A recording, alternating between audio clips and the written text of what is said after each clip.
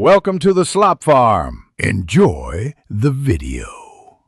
You start by ensuring a secure lock is set because Android requires it for biometric safety.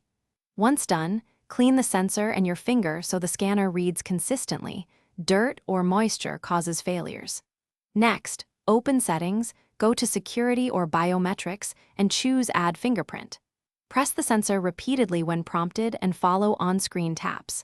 Move your finger slowly to capture edges. This step creates the base fingerprint data the system will match against later, so be thorough now.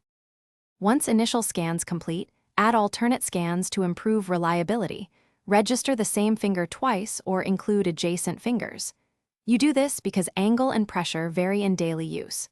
Make sure fingerprint unlock is enabled for screen unlock, app auth, and payments where supported. That centralizes trust.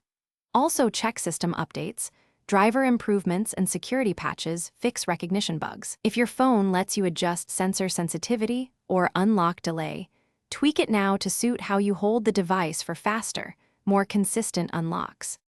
You finish by testing unlock across normal conditions, dry hands, slightly wet, and various grips because real use reveals gaps. If it fails often, remove and re-register fingerprints, making sure to capture edges and tilt variations. This rebuilds the template. Also set a strong fallback PIN and review auto-lock timing so you're secure if biometrics misread.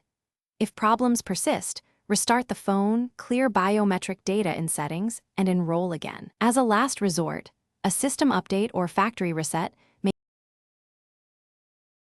Thanks for watching. Consider subscribing if we helped you today.